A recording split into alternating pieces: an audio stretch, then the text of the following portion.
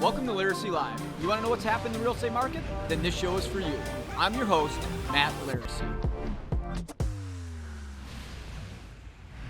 All right, guys, so we're here with Bryan Casella, which probably one of the biggest agents on the West Coast. Bryan, maybe give us a second to introduce yourself for us. Absolutely. Thanks for having me, gentlemen, this morning. Bryan Casella. I am 34, about to be 35. I've been a real estate agent here in Southern California in the Los Angeles area for almost 8 years now. It's Wow. hard to believe I've been in the business that long.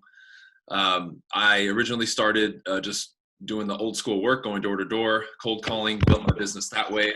Around year 3 is when I decided to grow my team. Since then, I've expanded to having 6 agents here locally in my office. We'll probably end up doing around, I think, between 30 and 35 million in volume. And as of June of 2020, we actually expanded the team outside of California. So now I am in 9 states in the continental United States, and we're expanding quickly. And I'm excited to see where Team BC is headed to by the end of 2021. Man, 9 states. That's going to be quite a big footprint. Is the goal to get to all 50 states?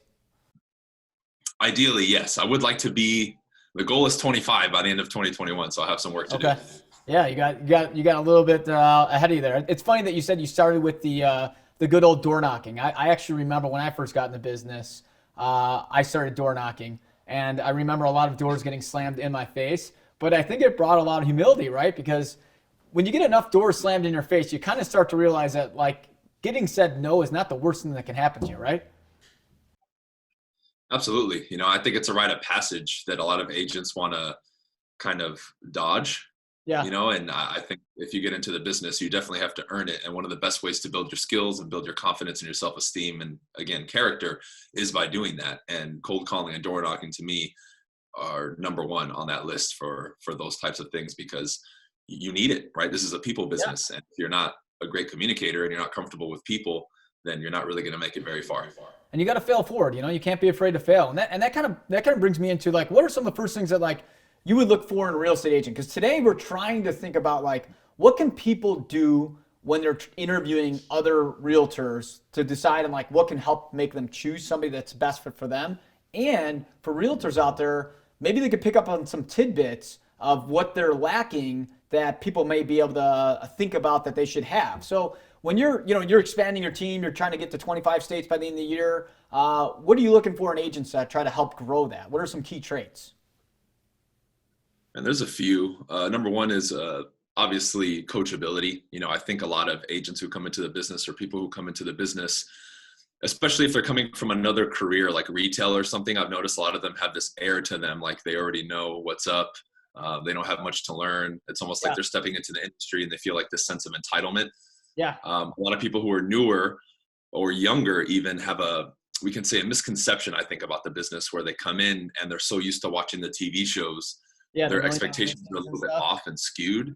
So they think it's going to be easy, right? Yeah. Instead of this nitty gritty, like old school work that really is going to have to be done, especially in the beginning, because you have to build up your momentum and start from zero. I don't care who you're under and what guidance you have. You still have to build your business literally from the ground up. So definitely coachability, definitely a good attitude. I think that's becoming increasingly hard to find nowadays with all the stuff that's being pushed on social media. And all the negativity that spreads so quickly, throughout the populace. Finding people who have a solid attitude and who are willing to, roll their sleeves up and face challenges head on with a positive outlook is becoming increasingly difficult. I look for, personally, more in that than what somebody looks like on paper, because I brought some people onto my team who on paper maybe weren't the top candidate, but because they had the X factor and some of these ingredients that we're discussing, which I believe anybody can have or forge and build, they ended up doing really, really well. So those are some of the key things I'm looking for personally. And the last one would be somebody who understands the importance of becoming a great communicator. And I think that's been so swept under the rug, especially the last couple of years, where everyone's like, well, it's a digital age. I just need to do everything on my phone and the computer. But at the end of the day, in real estate, whether you do it through Zoom or in person, you're going to be dealing with other people. And you have to be able to be a good communicator to facilitate that process and make it smooth for everybody. Yeah, I mean, I think you bring up some really good points, because, the $1 million listing and selling Sunset make it seem like, you just get your license, you pull up, you're like, hey, here's a $6 million listing. It's going to sell in a day. You don't have to spend any money or do anything. And, you put on like a cool, nice suit, and the business just comes to you. And I think it's a good point to bring up that, this is a grind. It takes a lot to get there. Unless you're from a very rich family and your best friend's all of a sudden buying a $6 million property, this isn't going to fall in your lap. And the communication part is key, because I always talk about that. People need to realize that, a lot of realtors think what's going to happen, but they don't put it in context and send it to the client to update them on actually what's happening with their listing, or what's happening with the market and stuff like that. And then when they get fired, they forget to be like, oh my God, well, we knew this was happening. The client's like, well, I didn't know. You never reflected that directly back to me. And those are two really, really good points. What about how important it is for agents to be full-time when you're shopping for people? Do you guys have a lot of part-timers out there? We see a lot of people who are just kind of like doing this as like a second career. I would say probably an overwhelming majority of the industry is part-time, because it's people either transitioning or people who maybe got slapped in the face with reality when they got into real estate, or they're scared to make that jump, because when you go from anything else to real estate, there's no guarantee. We only get paid when we close a property, right? So I think for a lot of people, they want to kind of dip their toes in the water instead of going full-time. Do I see a lot of part-timers? No, because I think they're so in and out of the business so fast. We kind of just, lose them in the mix. Absolutely. Everyone on my team is full-time. I started full-time. I kind of pulled the plug on whatever else I was doing and said, I'm jumping in this head first. So I think it's extremely important, because, you look at what we do in a day, you have so many activities that you have to do. And then if a client can only see a home at a particular time, right, I either need to send a team member or I myself need to be available. So it's imperative that you be full-time. And for the agent especially, how can you expect full-time results with part-time effort, right? It's just, there's no correlation there. So you definitely have to be full-time, unless it's a specific scenario where somebody has a plan and they're transitioning from like a full-time, I've been in this career for 30 years and I want to transition into real estate and I have like 10 kids. I could understand a plan like that, but that's very targeted and specific, and somebody with a plan who's actually going to put it into action. So overall, yeah, you got to be full-time. I mean, the part-time thing is cool, but that's what it is. It's a part-time thing. If you do it that way, and real estate's not going to treat you like a full-time player if you're only doing it part-time. Yeah, and you're exactly correct in the fact that there's a lot of people who think this could be easy money, second career, kind of like we were talking about earlier. The business is going to fall into them, and in a fast-paced market where inventory is a big problem for most parts of the country right now, if you're not available for when that property comes in the market, somebody else is going to be. Real estate's a very cutthroat business, so I always tell people, if you're not there, I will be there. And that's where the sales lie. So you got to be full-time in order to take this seriously. And what about like social media? Like how important is it for people now to be more active on social media? Because if you remember, 15 years ago, nobody really was on Facebook. Remember, it was thefacebook.com, and was it more of an exclusivity? Now you got Facebook, Instagram, TikTok, you got YouTube. I mean, there's all these different platforms. Do you think any of this really matters to people's clients, and why? Should it matter for clients out there? Absolutely. Like if you go out today, I mean, I don't care where you live, especially in the United States, go outside and you'll see everybody's attention and eyes are glued to their phone. That's where everybody is nowadays. I noticed that transition years ago where, like, when I got into the business and I started creating content on social media, people kind of, made fun of me and said, what are you doing? Making videos is a waste of time. Now, if somebody doesn't know me before we get together, or we have a listing presentation as an example, or a buyer's consultation, they're asking me preemptively, like, oh, what do you guys do for marketing on social media? Like, what's your social media presence? And I kind of laugh now, because only within a few years that shifted from, okay, it's a benefit if you do it, to where now I believe it's actually a requirement. And I think it's extremely important. From an agent to agent perspective, I've created and forged amazing relationships with agents nationwide and worldwide because of what I put out. So even here locally, if I have a buyer, I'm connected to so many agents, I can contact people or just put out a video and say, hey, all my agent buddies, if you have anything coming on the market here in this area that's a 3-2 under 600,000, shoot me a DM, and I'll have 10 or 15 DMs of potential off-market properties that I can pitch to a buyer that another agent can't, because they don't have the connections or the following. So that's just one example, right? Now, from the marketing standpoint, I've sold houses off the MLS just by doing a promotional video of the property. I've sold a beachfront property for $4.5 million just because I made a nice video that I posted on Facebook and Instagram, which generated agent traffic, which got me showings and got me offers before we even put it on the MLS. So it's I think, endless, the opportunities that you create with it, both for the consumer and the agent. And I truly believe now it's a necessity. And if an agent isn't involved and social media, and not just having followers, just actively involved in it, I really think they're shooting themselves in the foot tremendously.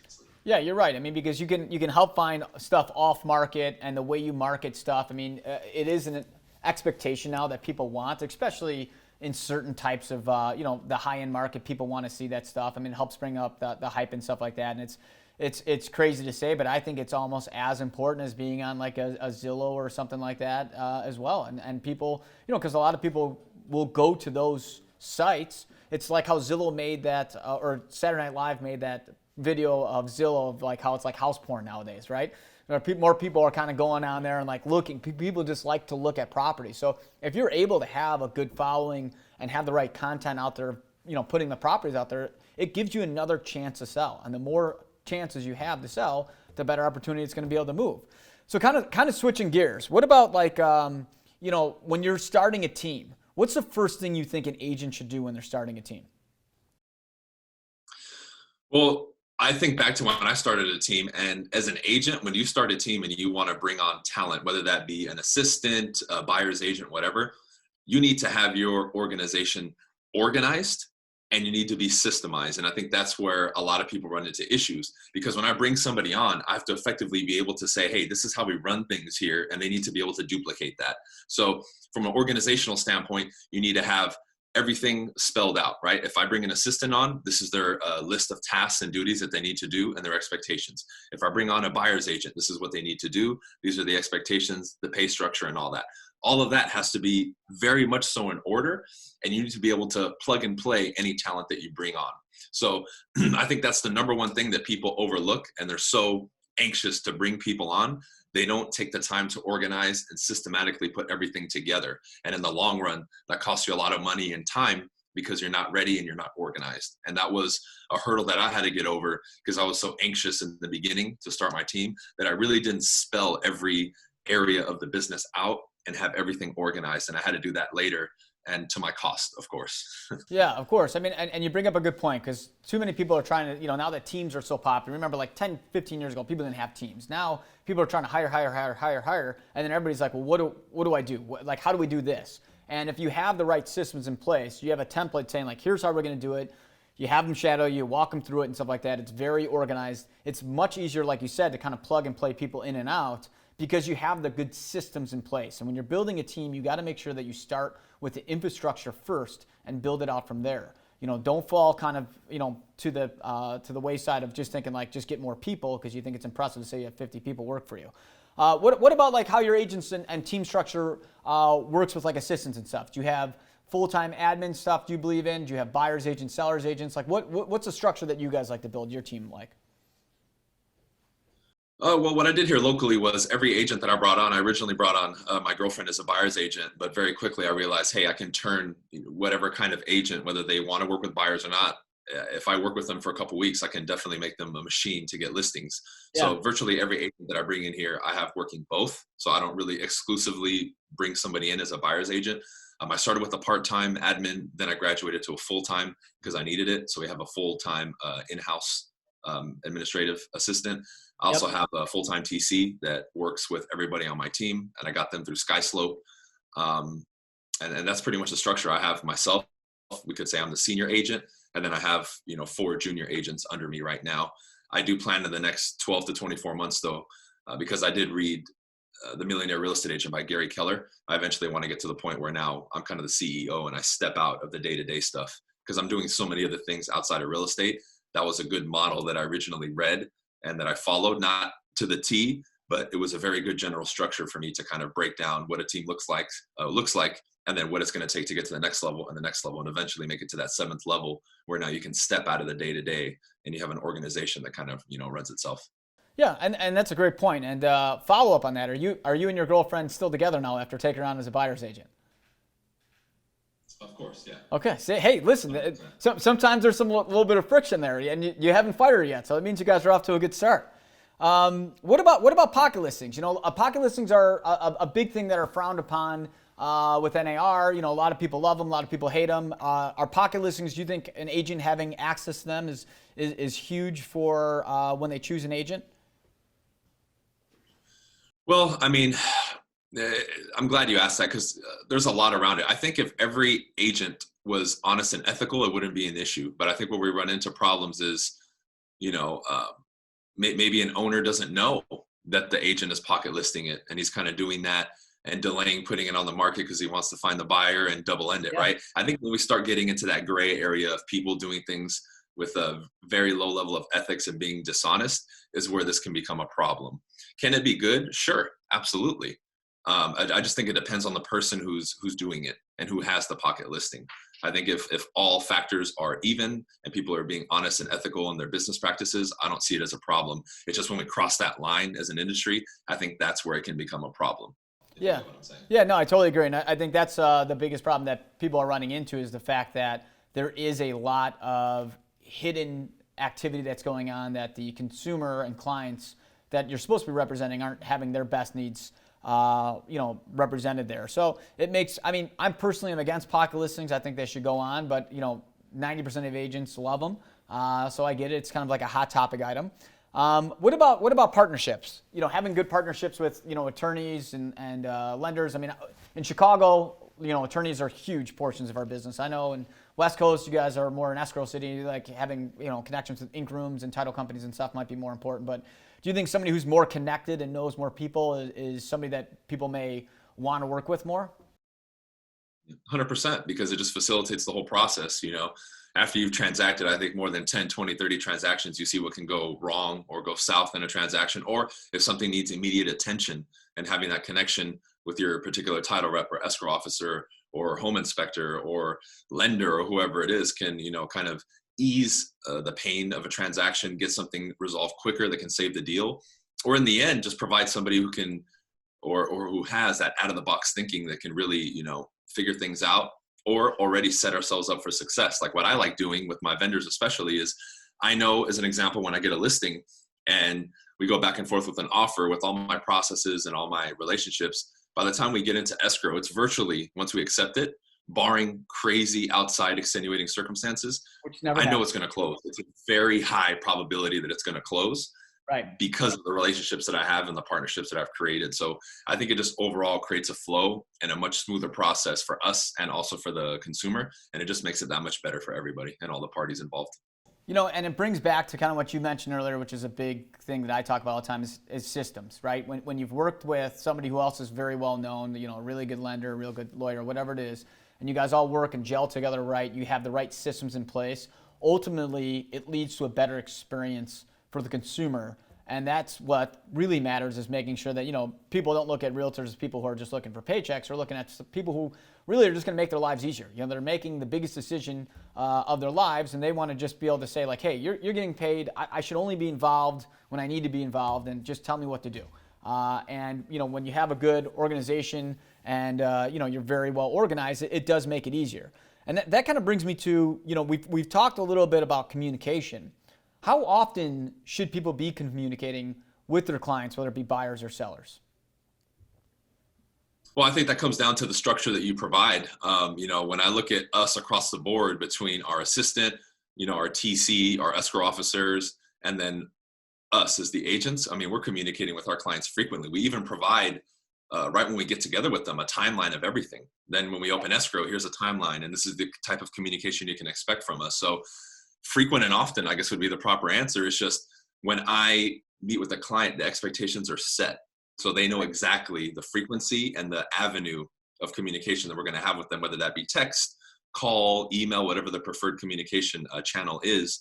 Yeah. We already set that up front, so they know what they're going to get and when they're going to get it. And I think that's the key that a lot of agents kind of leave in the air, because I've always told people, whatever you don't specify and draw out clearly for clients, they're going to fill in the blanks with what they think should happen. And if that doesn't line up, to them, that's a problem, right? And I think by us being more clear, setting more expectations, again, it makes the process a lot smoother. Yeah, I completely agree. The setting the correct expectations up front is key. When we have our consultations, the very first thing I always tell people is that I prefer to only communicate through email. So I'm setting the expectations. Don't text, don't call. We're going to email most of the time. I'm short in email. This way I'm more direct. I'm not going to write a paragraph or a sentence.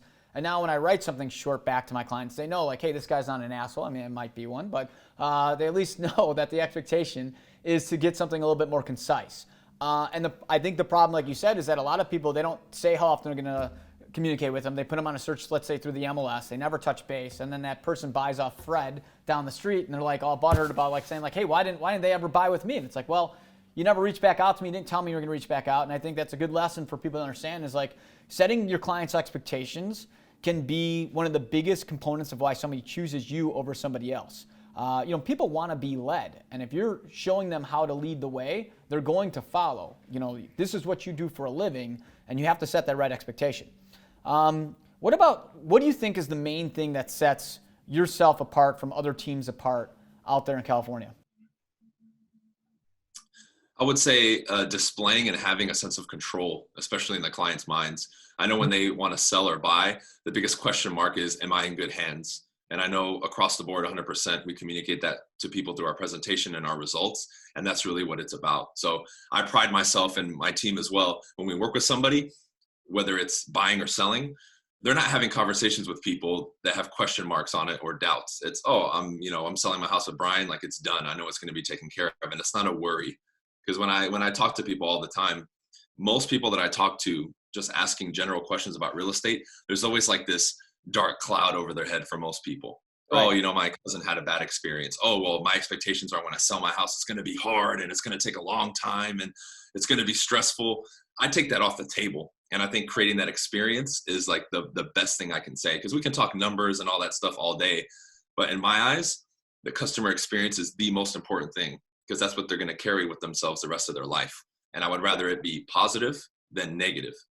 No, and I agree with that. You mentioned something and that's a good thing to kind of touch on, is that like, you have tools that you think that separate you, but how do you think it is for people to be able to compete with other people who maybe don't have the numbers, right? That aren't doing 400 million and you're doing 5 million, let's say, or maybe don't have as many sales in a direct area. How do you think an agent can combat that to be able to pivot and win that business over the other person?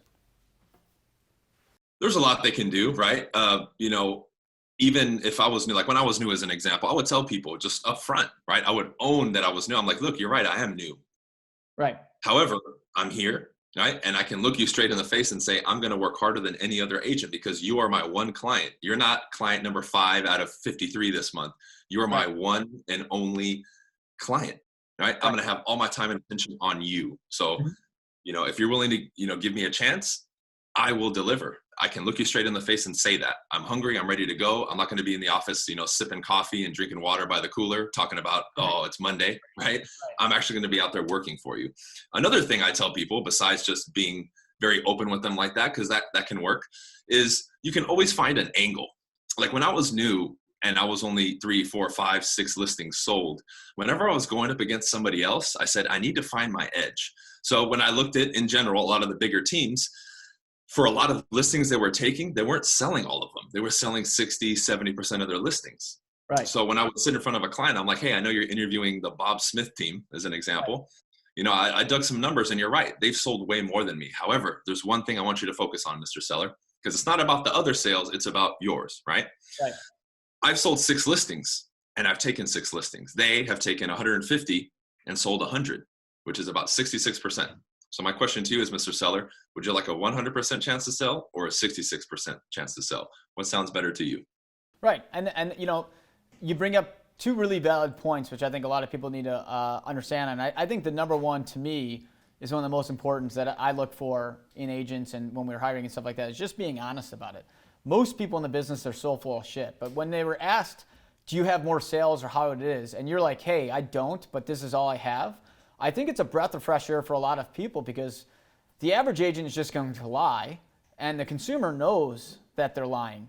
And now you've already left a bad taste in your mouth. But when you walk into it and say, yeah, I got 0 sales, Bob Smith's got more sales than I do, but I'm going to sleep in your basement to make sure this thing sells because I don't have anywhere else to go, I think there's going to be a good portion of people who are going to believe in you. I mean, we're in sales, right? At the end of the day, you're in sales. You need to sell yourself of why they need to hire you over the Bob Smiths. And you do it one by one. You might only win 1 out of 10 listing appointments when you start, right? But then you win 2 out of 10, and then 5 out of 10, and then you're going to start winning 9 out of 10. And that's how you build a business. It's, we live in this instant gratification society these days where everybody thinks day one, I'm going to win 10 out of 10 listing appointments. And that's not the case. You need to just perfect it when you do go on it and take the most of every opportunity you have. And I think the points you brought up are extremely, extremely valid. Kind of going off of some of that stuff, you're going to be in a situation where negotiation skills are going to come to use. How important do you think negotiation is? I mean, in my market, a big thing that I see all the time is I get offers and people just email it to me. They don't call, they don't text. I don't even, honestly, a lot of times it goes to my spam and we'll sell the property and I didn't even know I had an offer because nobody told it to me. Like, that's not a great negotiation skill in my mind. What do you guys are doing out there and what separates somebody from being a good and bad negotiator? Man, I think it's probably one of the most underappreciated reasons somebody should hire an agent. I bring that up at virtually every listing appointment because that's why they hire us, Right. And when I look at it, people's decisions aren't really weighted on that. It's, who has the 5,555 point marketing plan, right? This guy has a 100-point marketing plan. You have a 150-point marketing plan. I'm going to hire you. And it doesn't get enough attention. Number two, I think it's the most important thing, and it's one of the main reasons I enjoy real estate is the negotiation aspect of it, because I love going back to my clients and exceeding their expectations from a negotiation. Like they think they're going to get a certain set of terms and price, and I exceed that, right? Which is fantastic. Same thing when we take a buyer into a house and they start commenting on some of the things that are in the house. I'm like, do you want that? Okay, I'll write it in the offer, right? Like I'm already trying to push. And I think it's extremely important because while the average agent, this is what separates us. The average agent is doing whatever it takes just to get the deal. I'm not concerned with just getting the deal. I'm concerned with them getting the best deal possible. Right. And I think that's the difference. Whereas everybody's looking to walk on eggshells to make sure they get paid, I'm not thinking about that. I even tell people, look, if this doesn't go through, I'm still getting paid. I have no personal vested interest in this. This is about you. Right. And that's the focus. What do you guys want? How do you ideally want this? And as much as possible, I go for that. And I think that's the difference. Yeah. And I think people need to realize that, consumer experiences and the relationship that you would build with them will ultimately lead you to more business in the future. So if you're starting off and you're wondering why, like, hey, I don't have any business, you have to kind of reflect back and say, hey, the one person that you did get under contract and sell, if you negotiated well for them, they're going to want to negotiate or send you to their other friends. It's almost like winning and losing. You can't always like completely win, blow it out of the ballpark and stuff like that. But if you exceed your client's expectations and show that you did everything you could to try to make their point be heard, and that for you to try to win and make sure that they've gotten the value that they wanted, they're going to see that. And that's directly going to reflect on whether you get referrals. And the more referrals you get, the bigger the business you can go.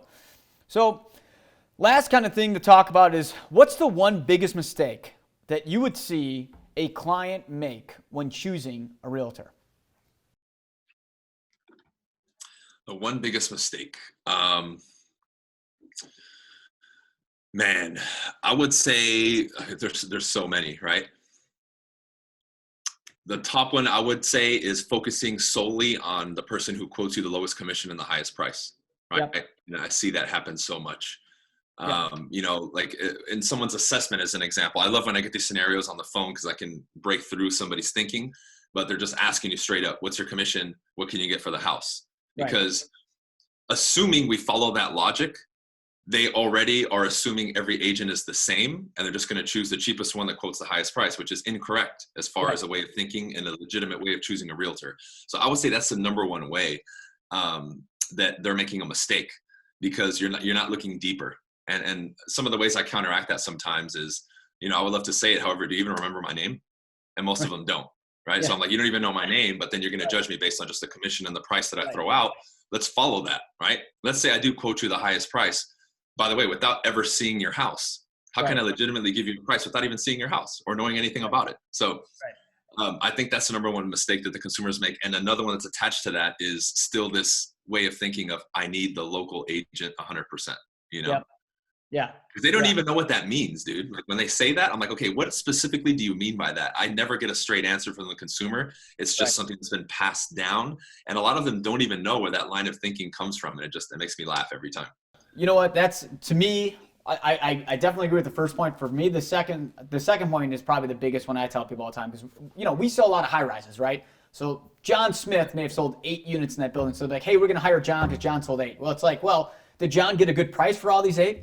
Does John even do any business outside this building? Because people aren't just buying inside the building. What about people coming from outside the building? Like, you want a bigger network. And people just kind of follow that logic of saying, like, well, John did it. Whether he did a good job or not, I don't care. But everybody else used him, so fuck it. Let's hire him too. So, to me, I think it's people, when you're interviewing out there, kind of think a little bit outside the box and saying that, like, hey, if everybody used one person, it may not be a bad idea to at least interview somebody else to see maybe if they might do a better job and bring up the comps in your neighborhood, building, or whatever it is. So, all right. Well, Bryan, that's I think we knocked out a lot of stuff out there. We brought a lot of value for people out there looking to, what to look for in hiring, and for agents out there that are looking for, like, how they can improve.